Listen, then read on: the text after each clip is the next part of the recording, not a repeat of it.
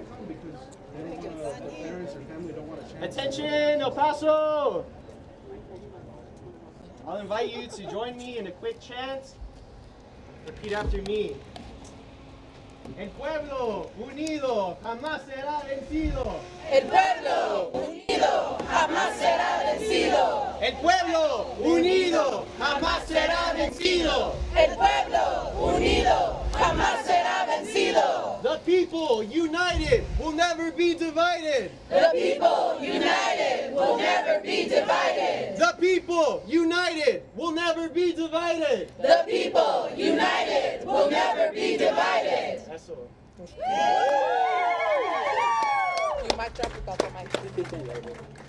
Good morning, everybody. My name is Melissa Lopez. I'm the Executive Director of Estrella del Paso. I welcome you to our building. I hope you take advantage and look at this beautiful mural of ours that we had commissioned to remind people that you belong. We all belong, and we all have a place. A group of us had the privilege of meeting with Representative Congresswoman Jasmine Crockett. Unfortunately, due to some last minute flight issues, she was unable to stay for the press conference, but we're really grateful that you all have stayed and are going to hear remarks from us. She shared a number of things with us about her visit to the new detention center that's recently sprouted up here in our region, what they are calling Camp East Montana. What we have been advised will be a detention facility that holds 5,000 people, which, if you think about the current capacity of this region, that more than doubles the capacity of just people within 30 miles of El Paso. And so this is a shock to us, a shock to due process, and a shock to just the basic human decency and dignity that people deserve. And so I wanted to share a little bit of some of what she shared with us, some of the insights, and then some of the other speakers will share as well. We're really grateful to Representative Crockett for coming to El Paso and for ensuring that she took this visit. Our community has been denied access to this facility. We have not been in the facility. We have not had tours of the facility. We have not even been allowed legal visits to the facility. And so as a result, we're relying on our members of Congress to hold the facility and those running the facility accountable. And so we're really grateful that she made the time to come here and to ensure that she could be our voice and speak to the conditions in the facility. A couple of things that she mentioned, and one of the things that the medical facilities she shared seem to be adequate, which is what our local Congresswoman Escobar also shared. However, the concern is that when these facilities first open up, medical is always adequate. And then once they reach their capacity, the medical care quickly falls to the wayside. And so medical care is something that we will continue to monitor on an ongoing basis, and something that we're really concerned about. For us here at Estrella del Paso, we are a legal organization. We represent, we have a number of attorneys and accredited representatives on staff. We help people with their legal cases. So our big concern is ensuring that our legal team is able to get in there and interview people. We made requests this week to visit a number of people, and we're told that we could not have in-person visits, that we could only do telephone visits. Representative Crockett mentioned that she was told the opposite today. She was told that the in-person visitation is ready and available and that those spaces are unmonitored. However, we had to do legal visits by phone just yesterday. So yesterday we were told one thing, and then today Representative Crockett was told something completely different. So that for us is something that is incredibly concerning, and that we will continue to stay on top of to ensure that the individuals at this facility have access to legal representation. The other thing that raises some concerns for us is know your rights presentations or legal information. They are being given legal information, we are told, within 72 hours. However, we're also being told that those individuals tend to only stay in the facility 2 weeks. So, and a lot of the individuals that we encountered are still going through the deportation process. And so not having access to attorneys in this very critical moment in their lives and in their immigration cases is just wholly unacceptable. And so we will continue we will continue to work with the Congresswoman to ensure that we fight for access to the facility, and then we continue to fight for people's rights while they're detained in the facility. So I'm going to go ahead and turn it over to our next speaker, and then we'll open it up for questions at the very end.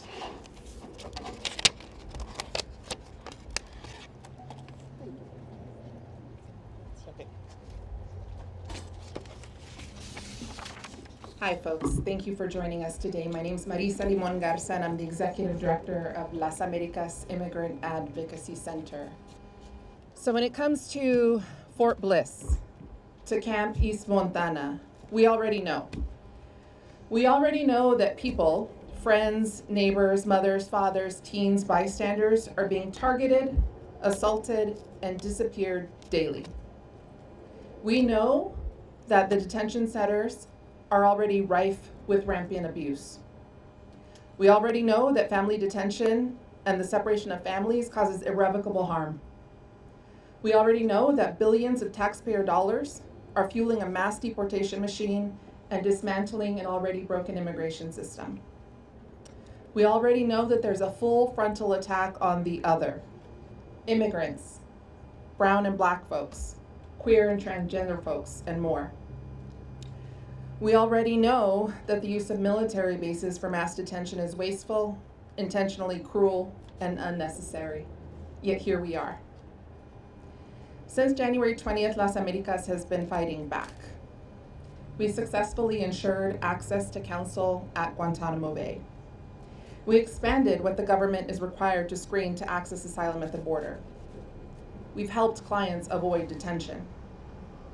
We partnered with a pro bono attorney to rapidly respond and get a client out of line as he was boarding a flight to Secot. We represented a client who was one of the first people disappeared to Secot, and his relief only came as part of a prisoner swap. We've protected one TPS client from unlawful detention, and we've protected one client from Iran with habeas protection. As fronterizos, we know that we can do better. We know that active duty service members take an oath to protect our country, and having a mass deportation facility on their home base, Fort Bliss, is an assault on that commitment. We know that this is completely out of line with the values that we share as El Pasoans. And we know how to resist, and we know how to fight back. So we invite you, friends, neighbors, community folks, to join us, to resist, to fight back, to monitor the facility, to demand access, to review conditions, to have accountability, to be present, and to stand loud and proud that this is not okay, this is not how we do things in El Paso, and this is not who we are. I can offer remarks in Spanish as well, but I can do that later so we can keep moving through the line. Thank you.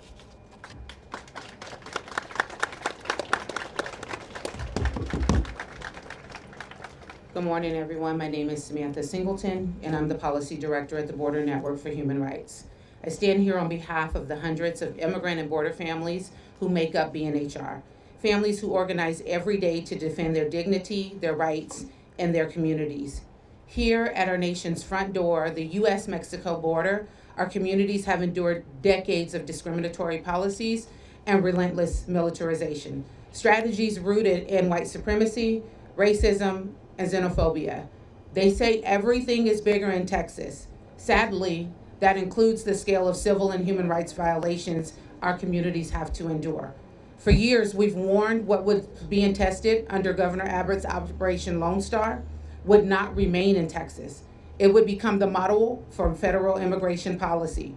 Today, under the Trump administration, we are seeing that warning come true. The opening of the country's largest ICE detention site has been treated like a ribbon-cutting ceremony. by the Trump administration, an event to celebrate when it should have been an alarm, a moment for reflection, and a call to change course. Fort Bliss has long carried a legacy of exclusion and harm, from internment during World War II to the detention of unaccompanied children. Reviving the shameful use of military base for immigration detention is a disgrace to the values of our city and our country. But Americans from all walks of life are watching. They see neighbors and loved ones disappeared in unmarked vehicles. They see the devastation of family separation, and they see billions of taxpayer dollars being spent terrorizing immigrant communities while families across the nation struggle to put food on the table, access to health care, and secure education. As Americans, we believe that families should not be disappearing, that children should not be caged, and communities should not be militarized. It upholds dignity, justice, and human rights for these things not to happen. This is why we demand the immediate closure of Camp East Montana and for those resources to be directed to uplift our communities. We definitely call on Congress to exercise rigorous oversight, guarantee transparency, and ensure that every person in detention has access to legal representation, food, water, medical care, and dignity. We demand that local governments and NGOs be granted access to this facility. BNHR is going to remain vigilant. We will document every abuse. We will amplify the voices of those inside and continue to fight until justice and dignity are upheld. Together, we can choose a future where our policies reflect compassion and respect for all mankind. Thank you.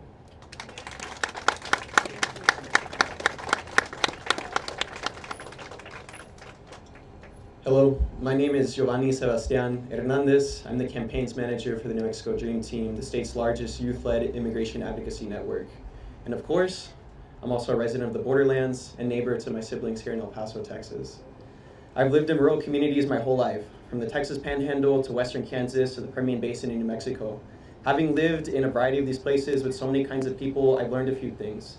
One of which is, at the end of the day, the only thing that determines our prosperity of ourselves and of our families is the strength of the community that surrounds us. The binational community that exists here in El Paso is the most special, the most serene, the richest in terms of shared bonds, trust, and care that we have for one another. Any decent person from around here knows two things: that if someone asks you for help, you open your heart to their struggles and your home to give them some shelter. And if someone is hungry, you'll make damn sure that they eat and don't leave without taking something home with them. My friends, the opening of this concentration camp by Donald Trump, this $1.26 billion concentration camp, violates each of our shared values, the safety net of our culture, and the dignity of people who look just like you and me. Our communities know exactly what that money could have been used for: public health, the construction of more than one family medicine clinic in Socorro, and public education, for living and dignified wages for educators, new positions for specialized education professors in schools. The list goes on. My friends, concentration camps like these are not new to this country. Just a few miles away from here is the Otero County Detention Facility. The New Mexico Dream Team has direct testimony of individuals placed in detention there, thus suffering from extreme weight loss, no access to medical care even when in crisis, and a denial of legal services, and even being denied shoes for months. El Pasoans, my friends, I'll ask you to resist this evil place. They will plague our communities, offering jobs at the expense of your values and your humanity. Parents, talk to your sons and your daughters. Tell them to reject supporting this inhumane place with their labor. Take note of the companies that are entering this facility. Ask yourself if they're local or from out of town. If they're from here, boycott their businesses. Don't give them a single cent. If they're from out of town, do the same. It's obvious that the only wound that the federal government and the grifters, cheats, and scammers that work with them will pay attention to is the bleeding of their pockets. I'd like to take a moment to read a bit of Mahmoud Khalil's letter to his newborn son from another concentration camp in Louisiana. Detained and separated from his wife and newborn son, he had this to say. In the early hours of the 21st of April, I waited on the other end of a phone as your mother labored to bring you into this world. I listened to her pained breaths and tried to speak comforting words into her ear over the crackling line. During your first moments, I buried my face in my arms and kept my voice low so that the 70 other men sleeping in this concrete room would not see my cloudy eyes or hear my voice catch. I feel suffocated by my rage and the cruelty of a system that deprived your mother and myself of sharing this experience. Why do faceless politicians have the power to strip human beings of their divine moments? Since that morning, I've come to recognize the look in the eyes of every father in this detention center. I sit here contemplating the immensity of your birth and wondering how many more firsts will be sacrificed to the whims of the US government, which denied me even the furlough to attend your birth. How is it the same politicians who preach family values are the ones tearing families apart? El Paso, when I say fuck ICE, I mean fuck ICE as in free Palestine and free Xochitl Gomez now. The borderland is proud, and as we say, sin papeles, sin miedo. Thank you.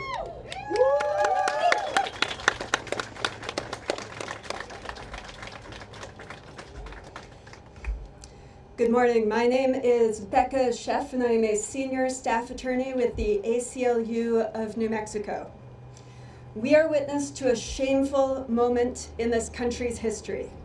The opening of the Fort Bliss detention camp on a military base spanning Texas and New Mexico is the latest escalation in the Trump administration's dystopian agenda of mass detention and deportation. El Paso and the New Mexico borderlands have been the epicenter of too many of the government's most dehumanizing experiments. During World War I, migrants from Juarez and elsewhere in Mexico entering the US at the bridge here were forced to strip and sprayed with kerosene, sulfuric acid, and Zyklon B. Their clothes were fumigated with toxic chemicals.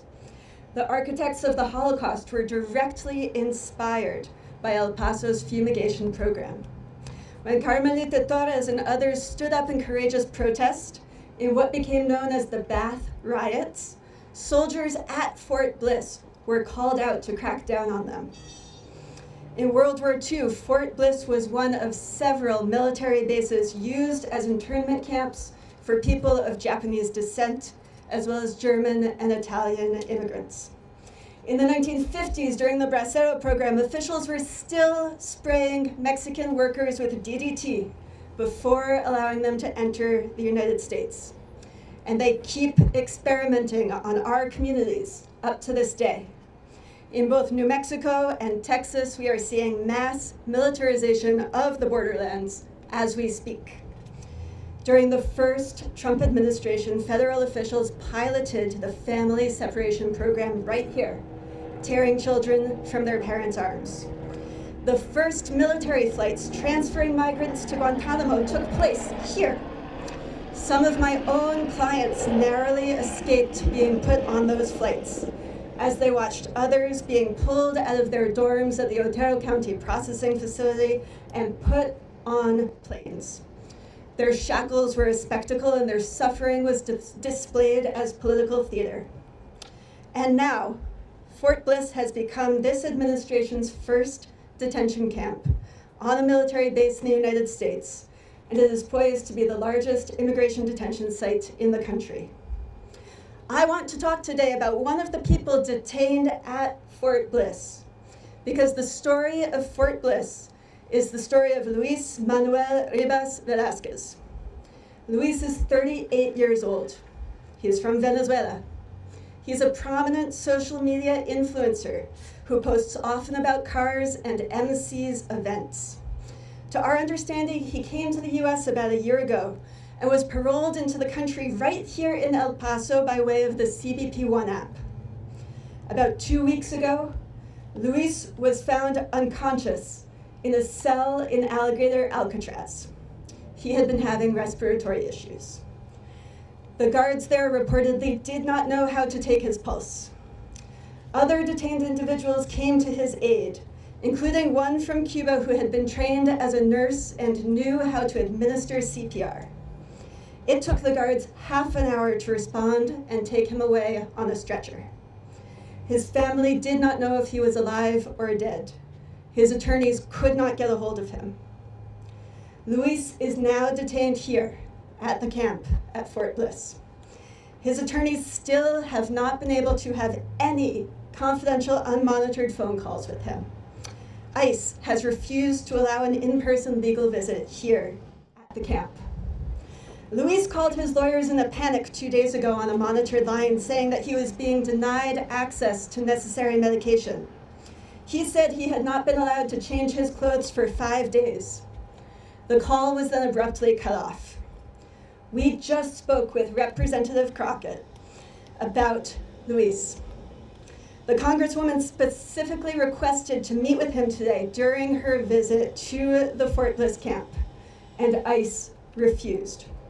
ICE showed the Congresswoman an area of the facility that they said was available for confidential in-person attorney visits.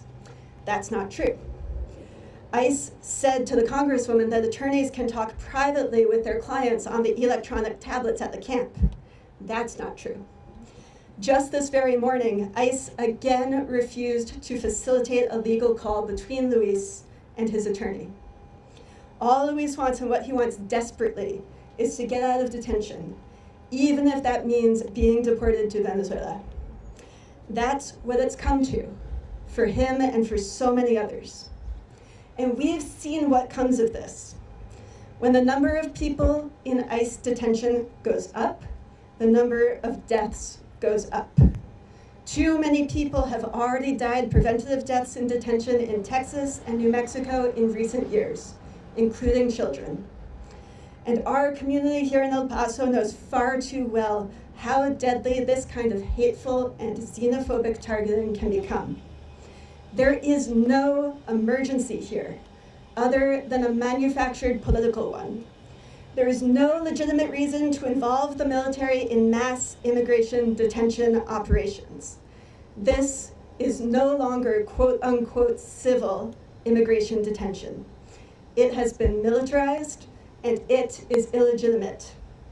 We come together today united across the borderland to resist any attempt to divide us, to attack our communities, or to rip our neighbors and our loved ones away from their families.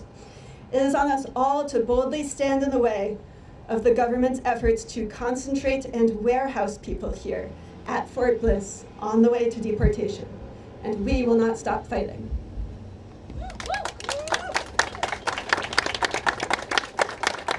Good morning, good afternoon, everyone. Osvaldo Grimaldo here with the American Civil Liberties Union of Texas. Today I will be speaking both in English and in Spanish. En respeto de nuestra población de habla hispana, voy a estar hablando en inglés y en español. My friends, as you have heard today, we are gathered to condemn the use of Fort Bliss as the largest detention camp in the United States. Como han escuchado hoy, estamos reunidos para condenar el uso de Fort Bliss como el campo de detención más grande de inmigrantes en este país. This human and civil rights catastrophe is not about security and order. It is part of a broader effort at both the state and federal levels to instill fear and accelerate mass deportations, no matter the human cost, and far too often without any due process. Ese catástrofe de derechos humanos y civiles no se trata de seguridad ni de orden. Esto forma parte de un esfuerzo más amplio, tanto a nivel estatal como federal, para infundir miedo y acelerar deportaciones masivas sin importar el costo humano, y con demasiada frecuencia sin ningún debido proceso legal. Let's be clear. Every person in this country is guaranteed equal protection and a fair legal process. Seamos claros, a toda persona en este país se le debe de garantizar protección igualitaria y un proceso legal justo.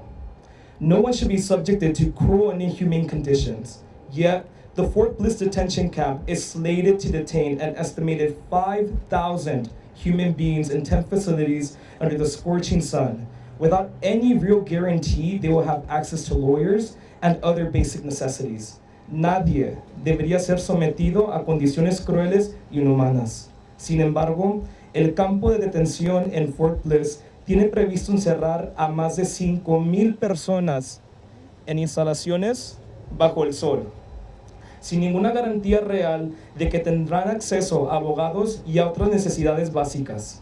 Cuando las personas son encerradas en instalaciones remotas, lejos de tribunales y de sus familias, el simple derecho y acceso a la representación legal se convierte en una promesa vacía.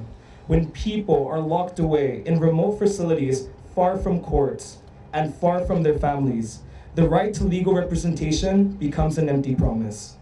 El costo de esta crueldad se estima en 1.2 mil millones de dólares. The cost of this cruelty is estimated to be $1.2 billion. Yo soy del Valle de Rio Grande, una región fronteriza en el sur de Texas, que es muy similar al Paso. Y yo sé muy bien que 1.2 mil millones de dólares tiene el poder de transformar nuestras comunidades fronterizas para bien, financiando escuelas, hospitales y centros comunitarios y mucho más. Coming from the Rio Grande Valley, deep in the heart of South Texas, a region that mirrors much of El Paso, I know that $1.2 billion can transform border communities for the better, by funding schools, hospitals, community centers, and much more. Nuestros líderes electos deberían invertir en oportunidades, dignidad y un futuro más brillante, no en el encarcelamiento. Our elected leaders should invest in opportunity, dignity, and a brighter future, not in incarceration. History reminds us what happens when we allow fear to dictate policy. La historia nos recuerda lo que sucede cuando permitimos que el miedo dicte la política. Right here on the grounds of Fort Bliss, Japanese Americans were held in internment camps during World War II. And children were ripped away from their families under the first Trump administration. Aquí mismo en los terrenos de Fort Bliss, estadounidenses de origen japonés fueron retenidos en campos de encarcelamiento durante la Segunda Guerra Mundial. Y niños fueron arrancados de sus familias bajo la primera administración de Trump. Each time, history judges us harshly. Each time, leaders later admit it was wrong. We must not repeat those same horrors again. Cada vez, los líderes admiten que estas acciones fueron un error. No debemos repetir esos horrores otra vez. Every bed in this facility is not a mere number. It is a person who came here seeking safety, dignity, and opportunity. Cada cama en esta instalación no es un simple número, sino una persona. Una persona que vino a este país buscando seguridad, dignidad y oportunidad. And to confine them in a militarized camp is a desecration of our values as Texans, as Americans, and as fellow human beings. That is why we're here today, to demand accountability, oversight, and investment in our people and communities, not in detention camps. Por eso estamos aquí hoy, para exigir rendición de cuentas, supervisión y inversión en nuestra gente, nuestro pueblo y nuestras comunidades, no en campos de detención. Juntos debemos asegurar que la justicia, la compasión y la humanidad prevalezcan sobre la crueldad y el miedo. Together, we must ensure that justice, compassion, and humanity prevail over cruelty and fear. Thank you. Mi nombre es Osvaldo Grimaldo. Vengo del ACLU, Texas. Y ahora vamos a abrir el foro para preguntas que tenga la prensa. Now we're going to open the floor for any questions that we have from the press. I also wanted to take a minute. It's a warm day for El Paso. This is definitely not one of the hottest that we've experienced. So we do have water in case people need water. There's water on both sides. We don't want anybody to get sick, but it's also a reminder of the conditions that the people at Camp East Montana are dealing with. We have the luxury of leaving here and getting to go sit in our offices and cool off and sit in our cars and cool off. Unfortunately, these individuals don't have that. Estaba comentando que tenemos agua. Es uno de los días no tan caliente para El Paso, pero no queremos que nadie se ponga malos. Entonces sí hay agua si necesitan.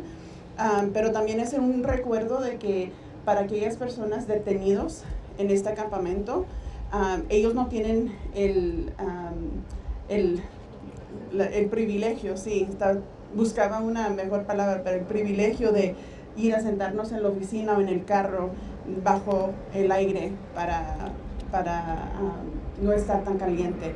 Entonces sí, queremos comenzar. Si alguien tiene alguna pregunta que podemos contestar.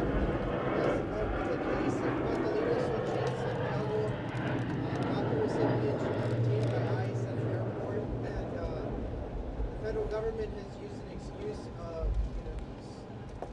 charges Mhm. from prior history. Yesterday, her attorney said that those charges were never filed against her. How often does that happen in these cases? And is there ever any relief that you all have witnessed when the federal government will acknowledge that they messed up or that something went wrong with their system and they release somebody? And if you could also just speak to the fact that people are detained for misdemeanors and victimless crimes. Sure. So the question is, how often are people detained when they encounter for encounters with the criminal system? Representative Crockett confirmed to us that ICE informed her that 50% of the people currently at Camp East Montana are there and have had some kind of run-in with the criminal system. What's important to remember is that typically when people are detained in the criminal system, ICE immediately puts a hold on them if they determine that they were not born in the United States. Now, that typically happens almost in every case before the person even goes to see a judge. So that will happen within, the first 24 hours of their arrival within the criminal justice system. And so we're talking about any sort of encounter with law enforcement. It's very common, especially here in El Paso, that people have parking violations that they can't pay. And so what they do is they decide to go turn themselves into the jail so that they can pay off their citations by spending a day in jail. Well, that encounter, going to jail over traffic citations, will result in that person being detained by ICE. So we need to be very careful about the language in terms of criminal encounters. So it could be something as minor as you get stopped by the police for having a broken taillight, and as a result, they call Border Patrol and you get detained. So we need to be really careful about that language. Xochitl's attorney did confirm yesterday that the charges in a number of those situations that ICE is claiming she was arrested for were dismissed. And so this is typical. Will ICE correct their wrong? No, they don't. It takes attorneys going in and helping and advocating for people to get them out of detention. But when we don't have access to those individuals and we don't have access to those facilities, we cannot fight for their release. And so this is why attorney access to these detention centers is so important. I don't know if anybody else wants to share a comment. No? Just considering the conditions in our own jail, where there have been people who have died, whether it's due to lack of medical access or mental health resources. Can you speak to, I know you all have touched on it, but could you speak to the risks of having such a large population of people and what you all have seen in terms of the kind of service that they may or may not receive in this facility? Sure, the larger the facility, frankly, the less attention people get, and that's across the board. We're talking everything from sanitation conditions to meals, and especially medical care. Medical care and mental health care in large facilities tends to be vastly inadequate. And so that's a real concern for us. El Paso as a community, we struggle to have enough doctors to serve the community of El Paso, and then you add a facility this large and put people in dangerous conditions, it certainly could lead to more need for medical care in a community that's already fighting and struggling to meet the needs of our community. So there's a number of needs. I mean, we're talking basic human needs. Like, we're not even getting to the point of talking about legal access, even just things as basic as food, shelter, water, medical care. And those are some of our biggest concerns. Perdón, Julian. I'll just share, this is a spectacle. This is for show. This is for, glossy photos, ribbon cutting, as someone mentioned. Christy Noem is painting our border wall today with extra resource for show. So when you build something hastily to show it, it's not going to be durable. It's not going to be protective. We know that the heat and the extreme cold here erode wood, any kind of material very, very quickly. Tents are not going to last. So the human beings that are being detained there, whether they're single adult men, women, children, it's not adequate, it's not humane, that's by design, and this will only cause harm. Yeah, I was going to ask you guys, I was starting to see here in El Paso some of the detentions that we're seeing in California, outside of hospitals, courthouses, schools.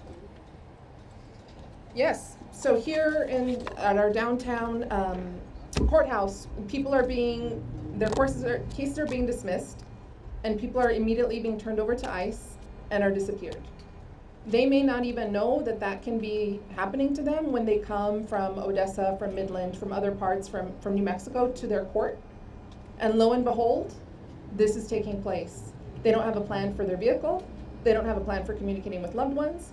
And this is something that a group of folks has been monitoring daily in our courts.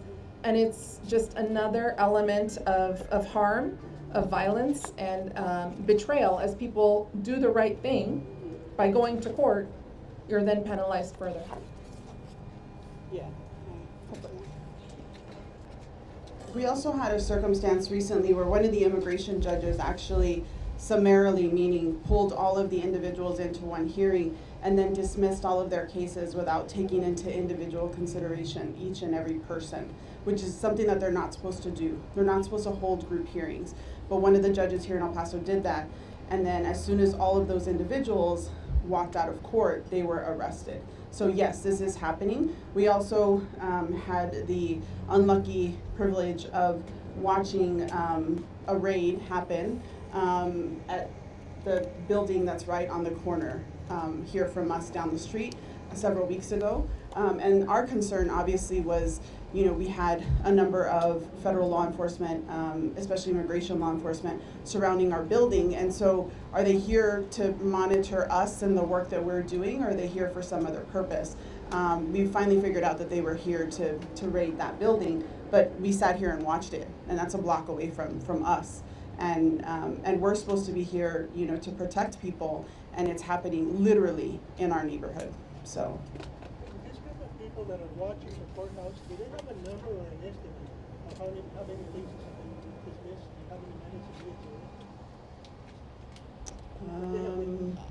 I'm sure that we do. I don't have the number offhand. One of them was here earlier, but I don't see her anymore, so we can follow up with that information. Can you speak to what you are aware of the population of people that are already at this county in Fort Bliss, or are typically from different cities? Are they people that weren't here and transferred there? I'll just wait for the plane noise to die down if you don't mind. The lack of access at Fort Bliss and the lack of transparency about the operating of the facility makes it extremely hard for us to assess who's detained there, what's their circumstances, and what their needs are, including legal needs as well as humanitarian needs. I can say that from what we are aware, there are people currently held at Fort Bliss who come from all over the country, from as far away as California and Florida. There are people held there who are still fighting their cases in immigration court, who have not been ordered deported. There are people from places as far away as Vietnam, Haiti, Jamaica, Cuba, Venezuela, and many other countries as well. And we do not yet know what access we will have to them to be able to speak with them directly and assess their needs. I will also say that we are specifically aware of individuals who, as Melissa was just saying, have had their immigration court proceedings dismissed at the request of the government, and then were apprehended and taken to Alligator Alcatraz, as Luis was, and then transferred here to Fort Bliss. These are people who showed up at immigration court and ended up first in the Everglades and now here at this militarized camp. Yes, of course. My name is Becca Sheff, and I'm a senior staff attorney with the ACLU of New Mexico. So everybody's in agreement that the camp should be closed? Yes. Yes. Yes, yes. Should never have opened. And there's a plan to open Has, more. like someone last question. Okay. I know that we've seen that there's been an arrest of people who show up to the immigration court. People who have pending cases out in the community, whether it's Los Angeles, New York, Chicago. Have you seen any trends as to the targeting of people with DACA recipiency, or are these cases more spotted than they are widespread like in other states? I don't have my notes with me, but if you reach out to the folks from United We Dream, they recently shared that there, I believe, are more than 10 DACA recipients across the country that have been detained. So it is real. This administration doesn't really care about status. That's an afterthought. It's really just a targeting of people, a racial profiling, a rounding up of numbers to meet quotas, which is ignoring humanity and any kind of right to being a dignified person.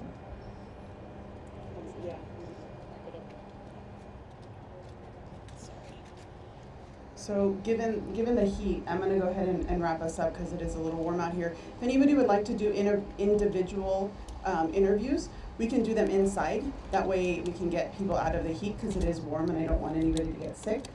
We thank you for coming. Again, we appreciate Congresswoman Crockett coming to visit this facility and giving us the only insight that we've really had up to this point, other than the visit from Congresswoman Escobar just the other day. We will continue to fight and continue to insist on access to the facility, but again, we thank you for being here.